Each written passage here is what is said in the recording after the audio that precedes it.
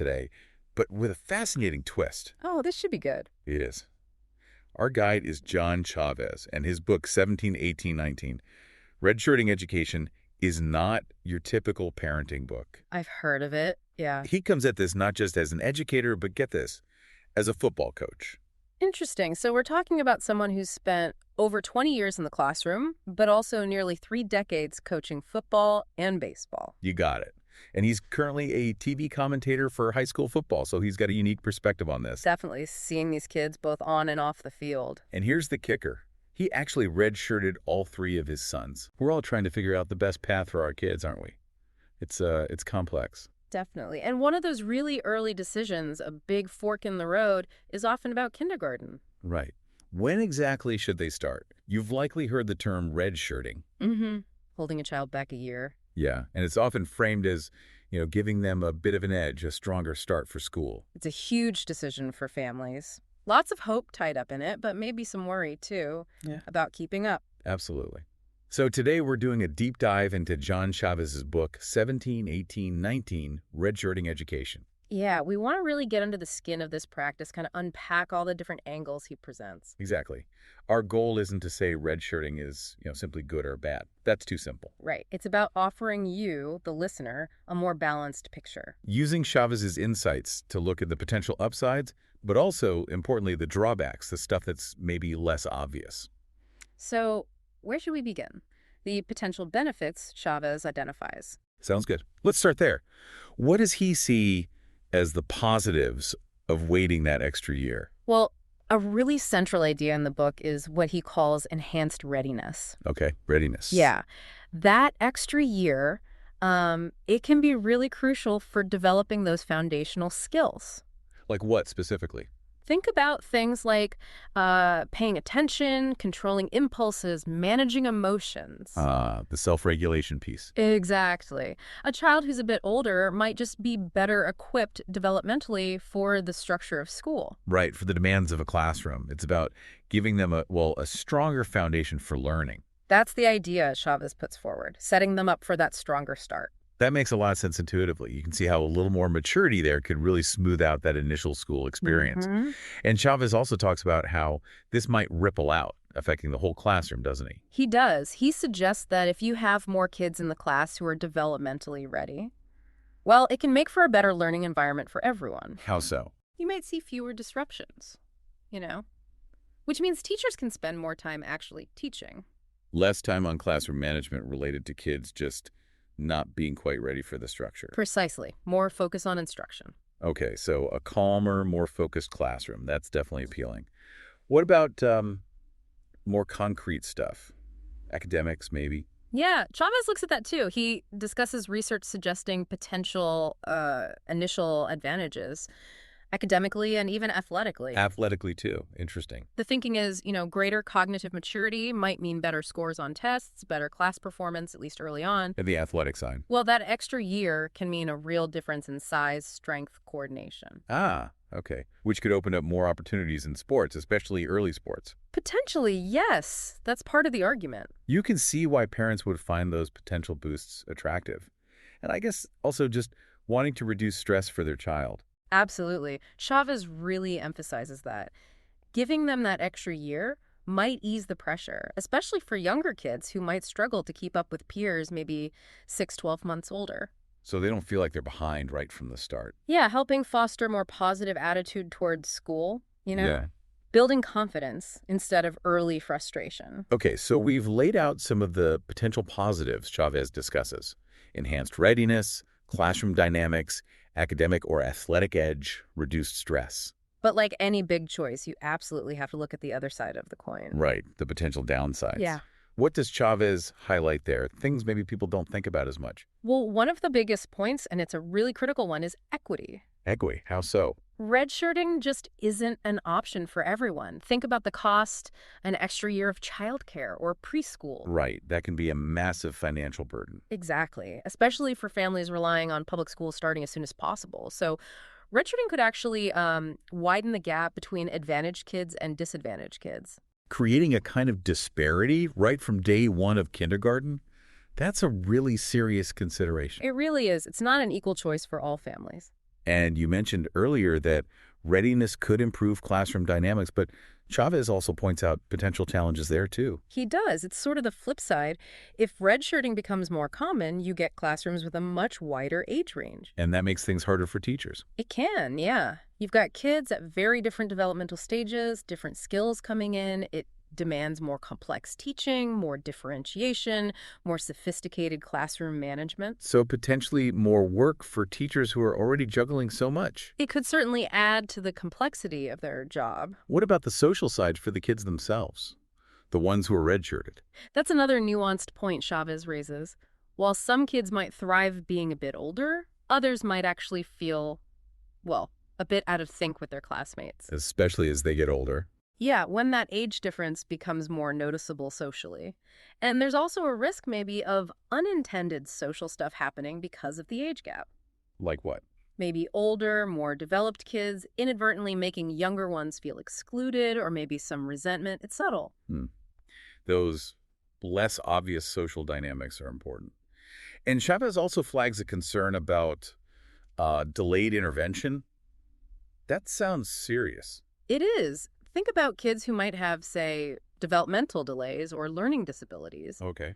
If you delay kindergarten, you might also delay identifying those issues. And that means delaying access to early support services. Services that can make a huge difference if started earlier. Exactly. So that delay could be a real negative consequence for some children.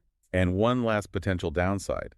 Chavez mentions this idea of pressure to redshirt. Right. If it starts becoming the norm or seen as the better thing to do. And parents might feel like they have to do it, even if it's not right for their specific child. Precisely. And that could gradually push the average kindergarten entry age higher for everyone. Which could mess with the system and expectations around early childhood overall. Yeah, potentially placing unintended strain on the whole education system. Wow, okay. So it's a really tangled web of potential pluses and minuses for the individual child and the classroom. And Chavez takes it even further, looking at the bigger picture implications for the education system itself. What are some of those broader effects he talks about?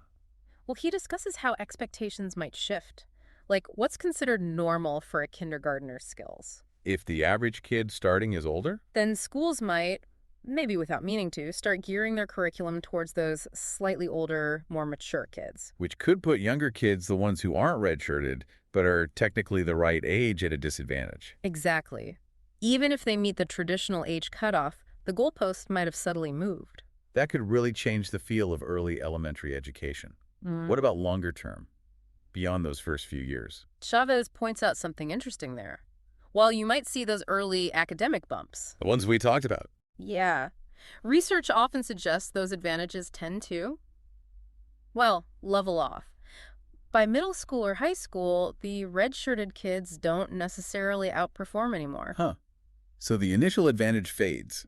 It often seems to. And then being older when you finish high school, that could have other effects down the line. Like what? Potentially delaying college entry or starting a career a bit later. So it's almost like a trade-off, a possible early boost for maybe a slightly later start on other things. That's one way to look at the potential long-term arc, yeah. It's fascinating. And does Chavez mention teachers again in terms of how they're prepared? He does. If classrooms become more diverse developmentally because of redshirting, Then teacher training might need to change. it might need to adapt, yeah. Making sure new teachers really know how to handle that wider range of learners effectively.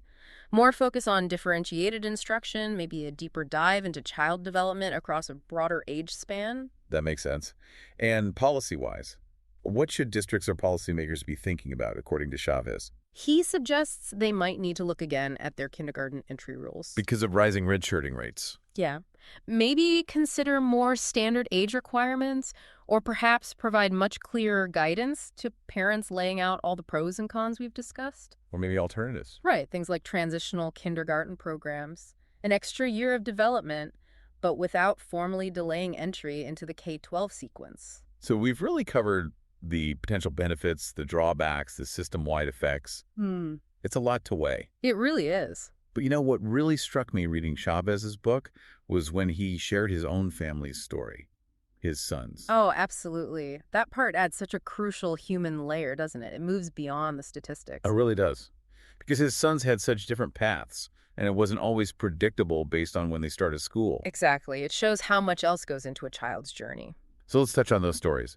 His oldest son, he was redshirted, right? Yes. Graduated high school at 19. And seemed successful by many metrics. Good GPA, engineering degree, career. Yeah, 4.1 GPA. Played football, got an electrical engineering degree, has a career now.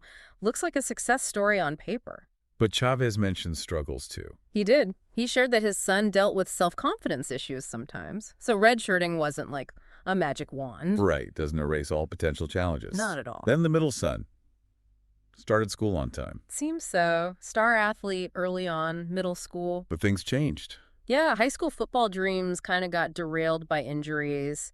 Academics apparently suffered after a move. Grades weren't as strong. And his path after school. He got a film degree, but Chavez notes the career path wasn't clear. Ended up in a blue-collar job. So that early athletic promise didn't translate into a specific kind of quote-unquote success later. Exactly. It really highlights how things change. Interests shift, life throws curveballs. And the youngest son also seems like he started on time. Yeah, described as a brilliant athlete, varsity quarterback for 4 years, and academically stellar too, like a 4.55 GPA. Wow. But then... A major injury his senior year. Ended his season, maybe his football prospects. Oh, no. And despite having college football offers, he decided not to pursue them. Really? After all that? Yeah. And apparently there was some strain in the relationship with his dad, with Chavez. After the injury, the son moved in with his mother. That sounds tough. What's he doing now? Studying electrical engineering like his oldest brother. So another path that took a really unexpected turn, despite all the early talent and achievement. It's such a powerful illustration, isn't it? Parenting, kids' lives, they're messy, imperfect, full of challenges. And Chavez seems to reflect on that directly. That growth comes through those challenges. Yes. That's kind of the core reflection. We try to make the best decisions, like whether to redshirt, but ultimately the journey is complex. Then maybe those struggles are actually essential parts of development. That seems to be his takeaway. Which brings us right back to the redshirting decision. It's just one piece of a huge, unpredictable puzzle. It really puts it in perspective. It's not just a simple pro-con list. Not when you look at real lives, no. Okay, so as we wrap up this deep dive, drawing heavily on John Chavez's book and his reflections, what's the main thing you're taking away? For me, it really boils down to just how multifaceted this is. Redshirting. Yes, there are potential upsides, maybe short-term boosts for a child, maybe for the classroom. But there are significant potential downsides too, big ones like equity. And the fact that those long-term benefits aren't guaranteed, they might fade. And like Chavez's own family shows, so many other things shape a child's life beyond just their kindergarten start date. Absolutely. It's clearly not a one-size-fits-all situation. There's no single right answer. The diversity of experiences, even within one family, as Chavez shared, hammers that home. It really does, and it leaves you thinking, doesn't it? About what? Well, how is all this conversation around readiness and the fact that more people are redshirting, how is that changing how we even define readiness? Are we shifting the goalposts societally? Maybe. And what are the knock-on effects of that? For kids' development long-term, and for fairness, for equity in our education system. That's definitely something to chew on. A lot to think about in our own contexts based on what we see around us. For sure. It warrants some real personal reflection.